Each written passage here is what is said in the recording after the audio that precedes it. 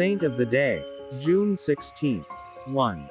Saint John Francis Regis. On June 16, the Catholic Church celebrates the memory of Saint John Francis Regis, a 17th-century French Jesuit known for his zealous missionary efforts, and his care for the poor and marginalized. In a 1997 letter to the Bishop of Viviers, Pope St. John Paul II commemorated the 4th centenary of St. John Francis Regis' birth, honoring him as a lofty figure of holiness, and an example for the Church in the modern world.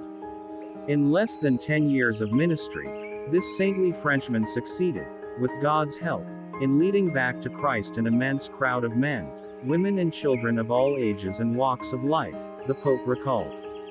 He urged the faithful to imitate the saint and put themselves in God's hands with total trust. Born in 1597, John Francis Regis was the son of a wealthy merchant father and a mother descended from nobility. As a boy he was sensitive, devout, and eager to please his parents and teachers. Educated by Jesuits from the age of 14, he entered the Society of Jesus in December of 1616. As he followed the traditional Jesuit path of teaching and extensive studies, John also became known as a skilled catechist. He was eager to enter the priesthood, and offered his first Mass in 1631. John spent much of the rest of that year caring for victims of a plague outbreak in the city of Toulouse. In 1632, John received his assignment as a missionary to the French Protestants, known as Huguenots, as well as the country's lapsed Catholics and others in need of evangelization. The rest of his life would be devoted to this mission, with remarkable success. John's missionary work spanned both a large geographical distance and a broad social spectrum. In over 50 districts of France, he preached the gospel to children, the poor, prisoners, and others forgotten or neglected by society. His best-known work involved helping women escape prostitution. John's labors reaped a harvest of conversions. However, his boldness, perceived as arrogance in some cases, led to a conflict with certain other priests, a period of tension with the local bishop, and even threats of violence from those whose vices he condemned. Against these obstacles, the priest persevered, sustained by fervent prayer and severe asceticism.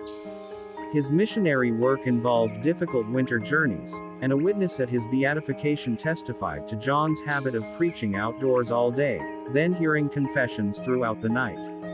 Saint John Francis Regis died at age 43, in late December of 1640. Though suffering from a lung ailment, he insisted on preaching a parish mission and hearing confessions. A penitent found him unconscious in the confessional, though he revived long enough to receive the last rites before dying. Hailed as a confessor of the faith and a model for Jesuit missionaries, Saint John Francis Regis was beatified in 1716 and canonized in 1737. Although June 16 was established as his feast day, there are differing local and particular customs, including the Jesuits' celebration of his feast in July 2.